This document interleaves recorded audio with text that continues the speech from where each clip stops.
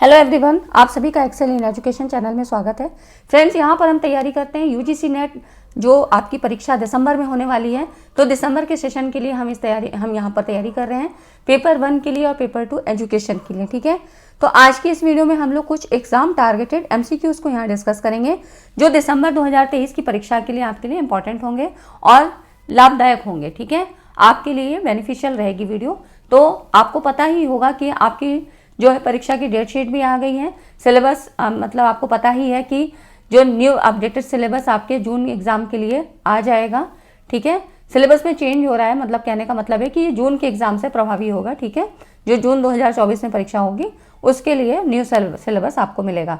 तो अगर ये वाला सेशन आपका निकल जाता है दिसंबर का तो आपके लिए बहुत अच्छा रहेगा, क्योंकि नए सिलेबस में अब कुछ अपडेट्स होंगे, कंटेंट नहीं मिल पाएगा, है ना, ऐसी कुछ बहुत सारी प्रॉब्लम्स आएंगी। तो बेहतर होगा कि ये वाली परीक्षा आपकी निकल जाती है तो बिल्कुल बहुत ही बेस्ट होगा। ठीक है, इससे अच्छा तो कुछ हो ही नहीं सकता है ना। तो उसी सब को ध्यान में रखते हुए हम लोग कुछ एग्जाम ओरिएंटेड चीज़ों को यहाँ पर डिस्कस करेंगे। ठीक है, जो आपकी परीक्षा के लिए इंपॉर्टेंट है। तो अगर आप चैनल पे पहली बार आए हैं तो सब्सक्राइब कर लीजिएगा, आपके लिए अच्छा रहेगा। वीडियो के नोटिफिकेशन आप तक पहुंच जाते हैं और साथ में टेलीग्राम चैनल को भी ज्वाइन करें, क्योंकि वहां पर आपको पीडीएफ वगैरह प्रोवाइड की जाती हैं। ठीक है, तो हम लोग स्टार्ट करते हैं और अच्छे क्वेश्चन है, लास्ट तक देखिएगा। लास्ट के क्वेश्चन में हम लोग कुछ रूसा के बारे में, जो कुछ नई अपडेट्स हैं उनके बारे में यहाँ पर डिस्कस करेंगे, इसलिए वीडियो को स्किप मत करिएगा। ठीक है, और जैसा कि आप लोग जानते हैं कि मैं सारी चीज़ों को एक्सप्लेन करती हूँ पूरे कॉन्सेप्ट के साथ, चाहे 4 ऑप्शन है चाहे जितने भी हैं, तो सारी चीज़ों को, मतलब यहाँ पर क्वेश्चन के नंबर से बिल्कुल भी फर्क नहीं पड़ता है, क्योंकि चारों ऑप्शन लेते हुए, सारे कॉन्सेप्ट को समझते हुए हम चीज़ों को लेके आगे बढ़ते हैं। इसलिए आपका पूरा कॉन्सेप्ट तैयार हो, यही कोशिश मेरी रहती है। ठीक है, हम लोग स्टार्ट करते हैं। चलिए, यहाँ पर देखिए जो पहला क्वेश्चन है, इसमें कह रहे हैं कि शिक्षण के दौरान, टीचिंग एप्टीट्यूड का क्वेश्चन है, जब कोई अध्यापक प्रक्रिया प्रश्न का प्रयोग करता है तो कौन से प्रकार के प्रश्नों का प्रभुत्व होगा। यहाँ पे कह रहा है during teaching one teacher uses जो है प्रोसेस क्वेश्चंस। यहाँ पर प्रक्रिया प्रश्न है ना, प्रोसेस क्वेश्चंस की बात हो रही है यहाँ पर। तो इसमें ये बात हो रही है कि प्रोसेस क्वेश्चन, तो विच of the following type question will have dominance, है ना। तो यहाँ प्रोसेस क्वेश्चन क्या होते हैं, जो आपके ड्यूरिंग टीचिंग के दौरान पूछे जा रहे हैं। ठीक है, अब इसमें कौन कौन से क्वेश्चन हो सकते हैं, तो इसमें देखिए डायरेक्ट क्वेश्चन से कोई मतलब नहीं है।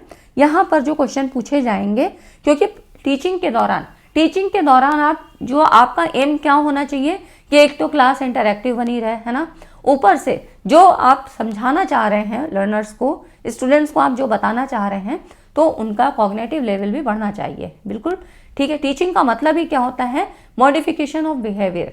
तो हमारा ये एम होना चाहिए एज ए टीचर कि जो हम पढ़ाना चाह रहे हैं तो बच्चों की स्किल में डेवलपमेंट हो। ठीक है, उनकी क्या है, विचारों, मतलब जो उसमें क्रिएटिविटी आए, विचारों में इनोवेशन आए, और इस तरह से उनका कॉग्निटिव लेवल में डेवलपमेंट होना चाहिए।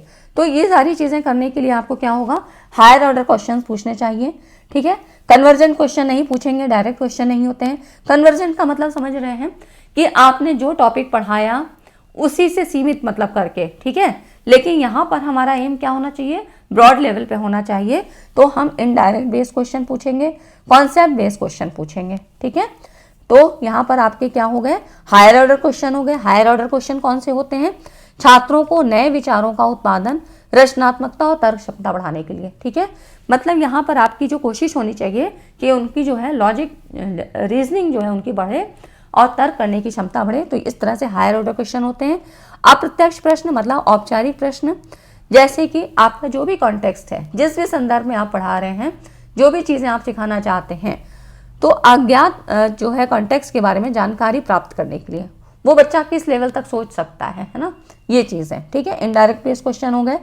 कॉन्सेप्ट बेस्ड क्वेश्चन क्या होते हैं, जो कि विशिष्ट विषय पे आधारित, यहाँ पर जो भी कॉन्टेक्स्ट आप पढ़ा रहे हैं, जो भी कंटेंट है आपका, उसमें पूर्व ज्ञान से संबंध करके। ठीक है, मतलब प्रीवियस नॉलेज बच्चा कितना रखता है और अब हम जो पढ़ाना चाह रहे हैं वहाँ पर उसकी जो है सोचने की क्षमता, मतलब जो कॉग्निटिव उसकी लेवल है वो कितना बढ़ जाएगी। इन सारी चीज़ों को रिलेट करके हम कॉन्सेप्ट बेस्ड क्वेश्चन को यहाँ पूछते हैं। तो इस तरह से ये ऑप्शन आपके सही हो जाते हैं। ठीक है, तो अब ऐसे क्वेश्चन पूछे जाते हैं, 2020 में क्वेश्चन आया था, है ना। तो इस तरह से क्वेश्चन पूछे जाते हैं। टीचिंग एप्टीट्यूड एक बहुत ही अच्छी यूनिट है, समझ में आने वाली यूनिट है, लेकिन जो क्वेश्चन बनते हैं वो आपके आईसीटी से रिलेट करके बनते हैं, कम्युनिकेशन से रिलेट करके बनते हैं। तो इस तरह से मर्ज करके क्वेश्चन पूछे जाते हैं, ठीक है। आपके डायरेक्ट क्वेश्चन ऐसे कम ही आते हैं, है ना। अब क्योंकि एनटीए ने अपना लेवल बढ़ा दिया है तो इस तरह से क्वेश्चन पूछे जाते हैं। अगला क्वेश्चन देखिए, which of the following method is use in empirical research, इंद्रियानुभव शोध। अब ये क्या होता है, इंद्रियानुभव शोध मतलब इसमें जो है अनुभवजन्य शब्द से मतलब क्या होता है, अनुभव, अवलोकन या प्रयोग द्वारा प्राप्त किसी भी जानकारी का वर्णन, ठीक है। तो इसके लिए आप क्या करोगे, तो यहाँ पर हम साइंटिफिक मेथड का यूज करते हैं, ठीक है। साइंटिफिक मेथड आपको पता ही है, साइंटिफिक मेथड से आपको स्टेप्स भी पूछे जा सकते हैं कि कौन कौन से रिसर्च के स्टेप्स होते हैं, और साइंटिफिक मेथड की और भी चीज़ें, मतलब कौन से टूल्स यूज़ होते हैं, ये सारी चीज़ें आपकी इससे संबंधित पूछी जाती हैं, है ना। तो यहाँ पर अगर हम इसकी बात करें इनिशिएटिव मेथड, तो ये आपका क्या था कि अंतः प्रज्ञात्मक विधि जो आंतरिक आपकी जो है शक्तियाँ बताती हैं, है ना, जो अनुभव के द्वारा आपको चीज़ें मिलती हैं, ठीक है। आप यहाँ पर देखिए इंडक्टिव मेथड और डिडक्टिव मेथड, कई बार आपके मुँह बता चुकी हूँ कि आगमनात्मक और निगमनात्मक क्या होते हैं। आगमनात्मक जहाँ पर हम एग्जाम्पल्स के थ्रू पहुँचने की कोशिश करते हैं, मतलब गुणात्मक अनुसंधान से जुड़ा होता है, विशिष्ट से सामान्य की ओर आते हैं, ठीक है।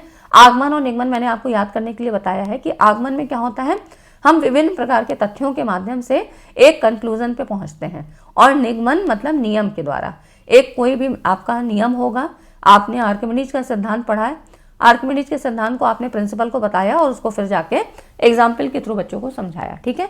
तो इस तरह से आगमनात्मक और निगमनात्मक विधि अलग होती है। निगमनात्मक मतलब सामान्य से विशिष्ट की ओर, तो यहाँ पर मात्रात्मक अनुसंधान जो क्वांटिटेटिव रिसर्च होती है उस पर जोर दिया जाता है। मतलब यहाँ की जो शुरुआत होती है क्वांटिटेटिव रिसर्च, मतलब जो यहाँ पर क्वांटिटेटिव डाटाज यूज़ करते हैं, यहाँ पर परिकल्पना तैयार की जाती है, सबसे पहले परिकल्पना तैयार की जाएगी। तो मात्रात्मक और गुणात्मक आपको अच्छी तरह पता है कि गुणात्मक गुणों के आधार पे, मात्रात्मक संख्यात्मक पद्धति के आधार पे, ठीक है। यहाँ पे न्यूमेरिक डाटा का यूज़ किया जाता है, ठीक। तो ये सारे ऑप्शन आपको इसीलिए मैंने बता दिए, और इसीलिए मैं आपको कहती हूँ कि एक क्वेश्चन से हम 4-5 जो है कॉन्सेप्ट को समझने की कोशिश करते हैं, ठीक है। आपका रिवीजन भी हो जाता है और बाकी चीज़ें भी समझ में आती हैं, ठीक। अब देखिए जो अगला क्वेश्चन है, यहाँ पर कह रहा है जब आश्रित चर पर प्रभाव देखने के लिए, आश्रित मतलब समझ रहे हैं इंडिपेंडेंट वेरिएबल, यहाँ पर आश्रित चर पर प्रभाव देखने के लिए हेर फेर करने के बजाय स्वतंत्र चर का पता लगाया जाता है, तो जो आपका एक डिपेंडेंट होता है इंडिपेंडेंट, ठीक है, स्वतंत्र चर और आश्रित चर। स्वतंत्र मतलब इंडिपेंडेंट वेरिएबल और डिपेंडेंट वेरिएबल, ठीक है। तो when the independent variable is explore rather than manipulating to observe the effect on dependent variable, मतलब यहाँ पर कह रहा है आश्रित चर पर प्रभाव देखने के लिए हेर फेर करने के बजाय स्वतंत्र चर का पता लगाया जाता है, तो शोध की विधि कहलाती है ना। इंग्लिश वाला आप पढ़िए, ज़्यादा समझ में आएगा। When the independent variable is explore rather than manipulating, मतलब यहाँ पर जो स्वतंत्र चर है उसमें कोई मैनिपुलेशन नहीं हो रहा है, एक्सप्लोर मतलब उसको देखा जा रहा है, पता लगाया जा रहा है, तो observe the effect on dependent variable, जो डिपेंडेंट वेरिएबल क्या है वो तो डिपेंडेंट ही रहता है ना। तो the method is of research is called, क्या होता है यहाँ पे ये मना कर रहा है कि मैनिपुलेशन नहीं होगा, है ना, इंडिपेंडेंट वेरिएबल में कोई मैनिपुलेशन नहीं होगा। तो इसमें क्या होगा कि ये जो आपका मेथड हो जाता है ये एक्सपोज्ड फैक्टो मेथड के अंतर्गत हो जाता है।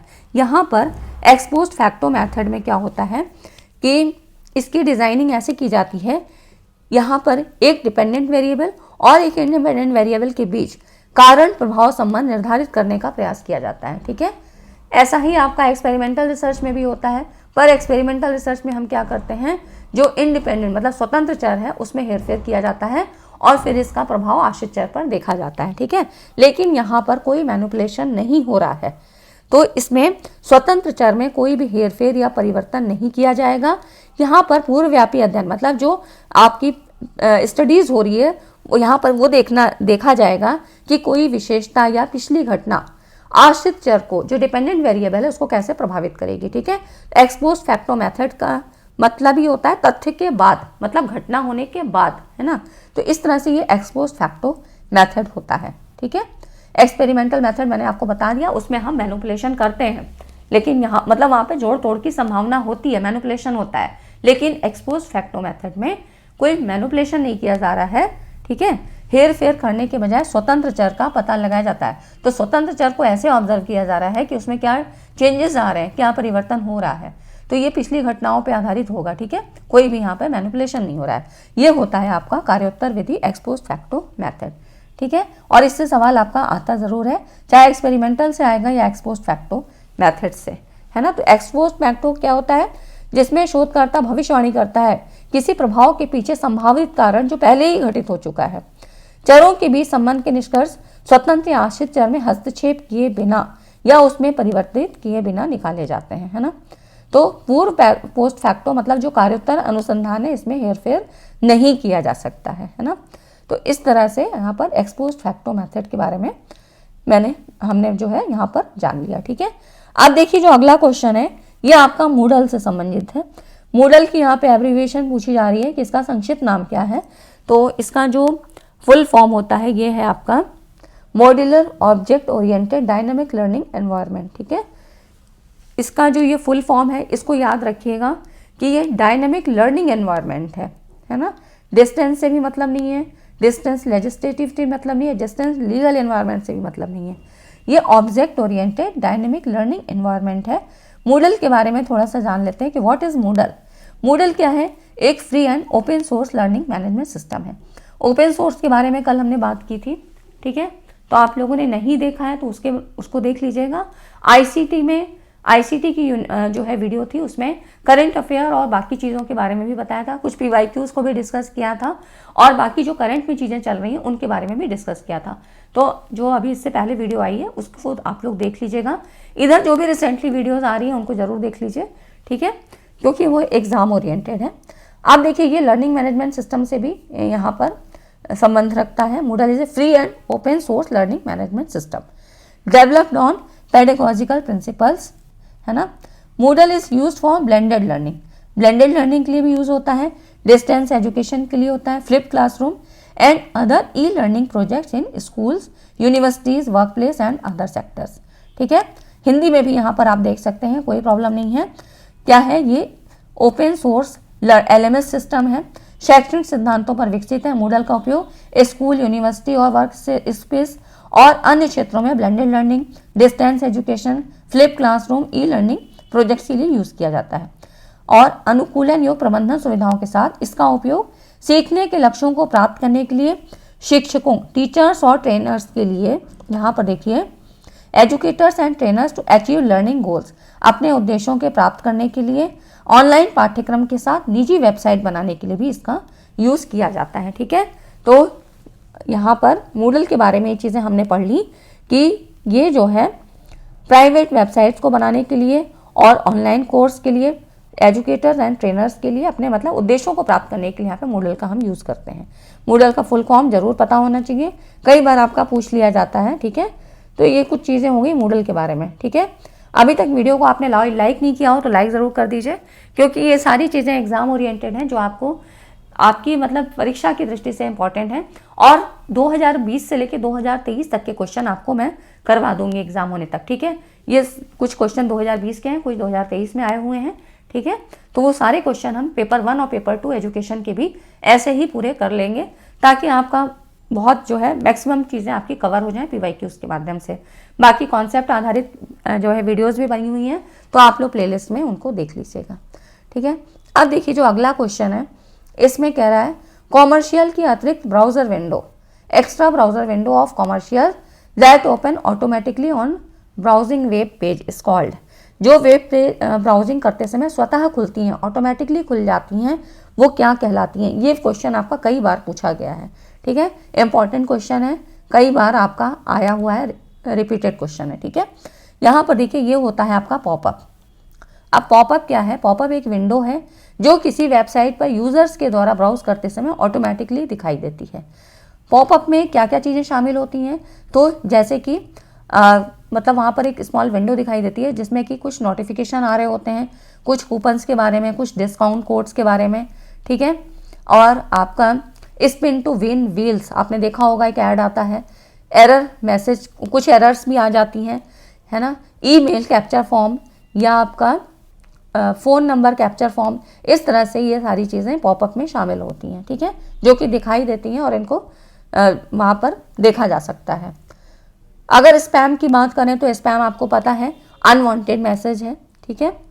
वायरस की बात करें, वायरस क्या है, तो वायरस मतलब यहाँ पर कंप्यूटर वायरस का उद्देश्य क्या है, सिस्टम को डिसरप्ट करना, डेटा को लीक करना, डेटा लॉस करना, ऑपरेशन संबंधी जितनी भी समस्याएं वो वायरस के द्वारा ही आती हैं, ठीक है।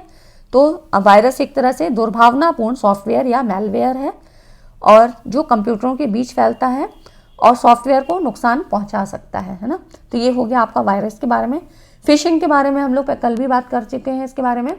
फिशिंग एक तरह का साइबर अटैक्स है जो कि आपका मतलब ऐसा लगता है कि वो किसी मतलब एक सही की जो ऑर्गेनाइजेशन से आ रहा है, जो कि फेक नहीं है, ठीक है, लीगल रूप से सही दिखाई देती है आपको, और वहाँ से वो मैसेज आता है जैसे कि कोई बैंक की तरफ से मैसेज आया, मतलब वो भेजा जाता है, फेक है, लेकिन आपको ऐसा प्रतीत होता है कि ये बिल्कुल भी फ्रॉड नहीं है इसमें, ठीक है। और वहाँ पे बोला जाता है कि किसी तरह से भी ट्रोल किया जाता है कि आप अपना उसको जो है मतलब अपने कार्ड का या अपना कोई भी पिन है, मतलब अपना डेटा आप लीक कर दो, है ना, आप उसको अपनी जो भी प्राइवेसी है वहाँ तक पहुँचा दो उसको। तो हैकर्स तक ये सारी चीज़ें फिशिंग के माध्यम से की जाती हैं, ठीक है। तो एक तरह से साइबर अटैक होता है जिससे आपको सावधान होना चाहिए, है ना। ये सारी चीज़ें हम लोग कल बात कर चुके हैं, इसलिए मैं बहुत ज़्यादा यहाँ पर नहीं बता रही हूँ, ठीक है। तो पॉपअप आपका हो गया, तो ये सारी चीज़ें आपकी यहाँ पर हो गई, है ना, ठीक है। तो इस तरह से ये पॉपअप के बारे में काफ़ी क्वेश्चन यहाँ से पूछे गए हैं बहुत। यहाँ पर देखिए अगला क्वेश्चन है, वैदिक परंपरा के अनुसार पराविद्या का अर्थ क्या है। पराविद्या और अपरा, परा और अपरा के बारे में क्वेश्चन काफ़ी पूछा जाता है। तो यहाँ पर देखिए ये आपका हायर एजुकेशन से संबंधित क्वेश्चन है। तो वैदिक परंपरा के अनुसार पराविद्या क्या होती है, अपरा क्या होती है। तो मतलब मानव अनुभव से परे ज्ञान, ठीक है, knowledge that beyond human experience. तो यहाँ पर ये पराविद्या का मतलब होता है। परा और अपरा के बारे में मैं आपको बिल्कुल इजी वे में बता देती हूँ ताकि आपको हमेशा याद रहे। परा मतलब जो हमसे परे हो, है ना, बिल्कुल दूर, हमारी पहुँच के बाहर। तो ये क्या होता है, पराविद्या आध्यात्मिक ज्ञान होती है, उच्च कोटि का ज्ञान होता है। तो हमारे जो उपनिषदों वगैरह में दो तरह के ज्ञान बताए गए हैं, परा और अपरा विद्या, ठीक है, परा ज्ञान और अपरा ज्ञान। मतलब परा के बारे में हम बात कर लेते हैं। परा विद्या क्या है, आध्यात्मिक ज्ञान है, एक उच्च कोटि का ज्ञान है। परा विद्या क्या होती है, अज्ञानता के बंधन को काटती है। मतलब आपका जो ज्ञान है वो इस हाई लेवल तक पहुंच जाता है कि ये जो आपके अज्ञानता के जो बंधन होते हैं ये आपके सामने नहीं रुकावट डालते हैं और ईश्वर की प्राप्ति तक यहाँ पर ये पहुँचाती है, ठीक है। तो पराविद्या आपकी ईश्वर की प्राप्ति में सहायक होती है। यहाँ पर भौतिक साधनों से कोई मतलब नहीं होता है। और अपराविद्या की बात करें तो यहाँ पर ये निम्न ज्ञान होता है, भौतिक ज्ञान निम्न कोटि का होता है। मतलब यहाँ पर निचला ज्ञान बुद्धि और इंद्रियों का होता है। तो इसलिए क्या होता है, हमारी जितनी बुद्धि और हमारी जितनी इंद्रियां सेंस कर पाती हैं वही ज्ञान हम यहाँ पर पाते हैं। तो इसलिए क्या होगा, सीमित दुनिया तक ही सीमित होगा, है ना। एक आपका क्या होगा, एक जो सराउंडिंग है, जो वातावरण है, आप बस उतना ही ज्ञान ले पाते हो। तो ये हो जाता है अपरा। और परा जो हमसे परे है, बहुत दूर है, उच्च कोटि का ज्ञान, जहाँ तक पहुँचने के लिए हमको बाह्य बंधनों से मुक्त होना होगा, ठीक है। तो ये परा और अपरा की बात हो जाती है, जो कि आपके क्वेश्चन में कई बार आपसे ये पूछा जाता है अलग अलग तरीके से, स्टेटमेंट के फॉर्म में भी कई बार क्वेश्चन आपके यहाँ से आए हैं, है ना। तो ये हो जाता है परा और अपरा। परा आप हमेशा याद रखिए उच्च ज्ञान है, आध्यात्मिक ज्ञान है, जो अंदर से आपके आता है ना। उसके लिए आपको बहुत सारे प्रयास करने पड़ते हैं, बाह्य बंधनों से मुक्त होना पड़ता है, भौतिक संसाधन की जो है उससे छूटना पड़ता है ना। तो ये सारी चीज़ें आपकी हो जाती हैं। अगला क्वेश्चन देखिए, यहाँ पर ये शायद आपको कम दिखाई दे रहा हो तो थोड़ा सा मैं इसकी जो है PDF आपको दे दूंगी वहाँ पे, ठीक है, टेलीग्राम पे आपको मिल जाएगा।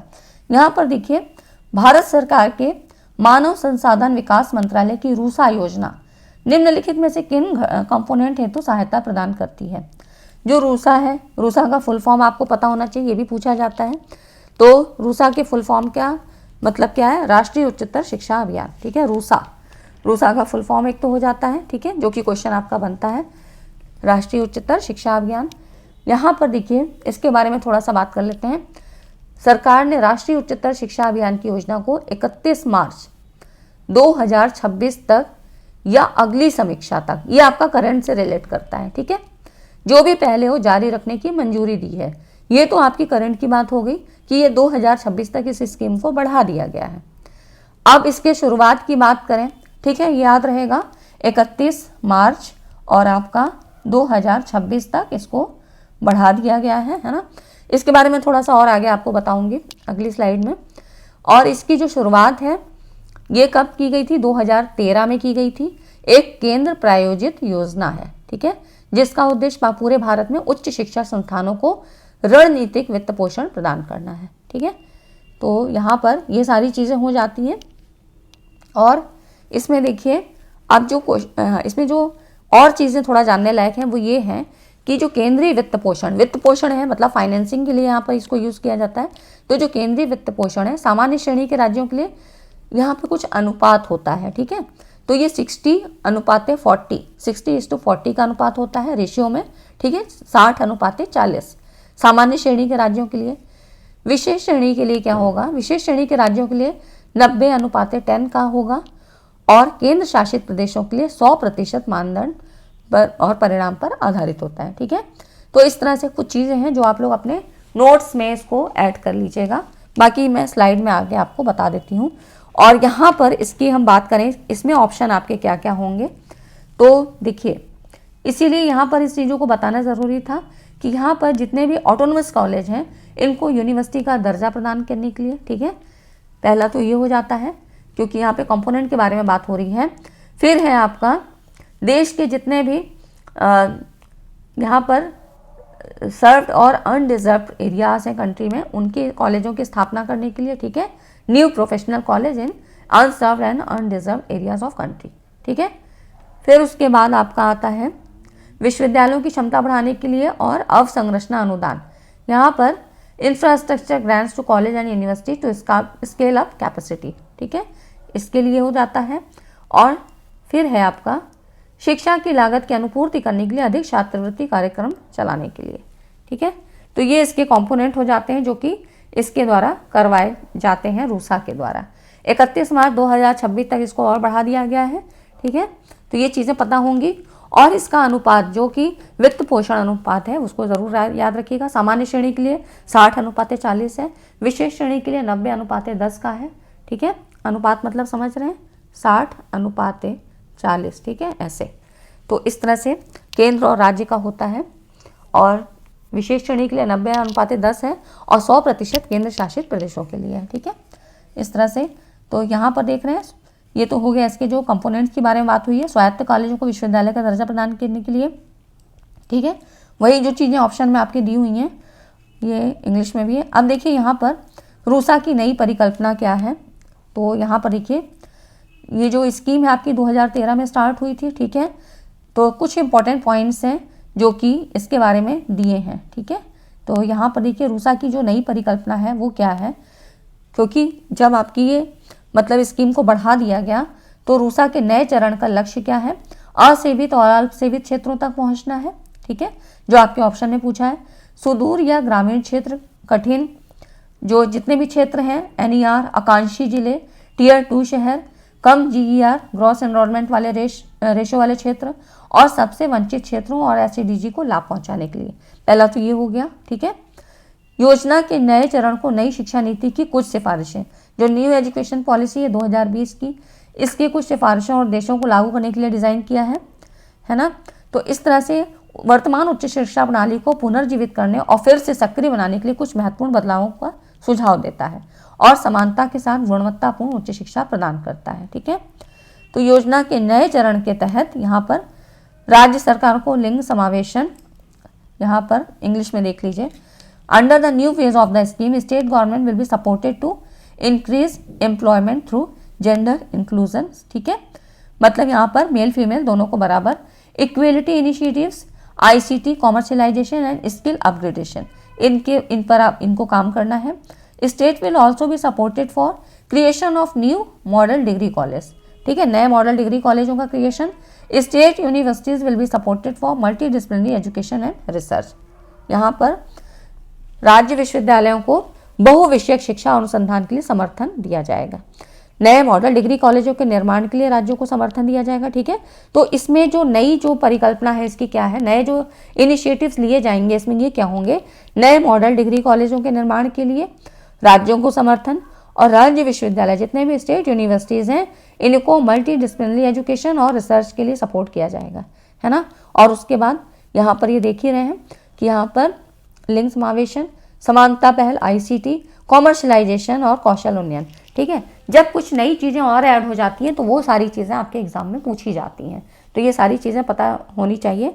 यह आपका PIB सोर्स से लिया गया है। ठीक है, वहाँ पे जो न्यू अपडेट्स आती हैं वो चीज़ें एकदम ऑथेंटिक होती हैं, तो वो वहाँ से मैंने ये ली है। ठीक है, तो हो गया आपको ये सारी चीज़ें जो आपको जाननी चाहिए। ठीक है, तो ये हो जाती है। इसको डेट को ज़रूर याद रखिएगा क्योंकि ऐसे पूछा जा सकता है कि कब इसका आया था, कब तक के लिए बढ़ा दिया गया है। ठीक है, तो यहाँ पर चीज़ों को रिलेट करके पढ़ना है कि जब आई थी स्कीम, ठीक है, उस समय तो उस तरह के क्वेश्चन बन रहे थे, लेकिन अब अगर बढ़ा दिया जाता है, कुछ नई अपडेट्स आ जाती हैं तो उनके बारे में भी अवेयरनेस ज़रूरी होती है।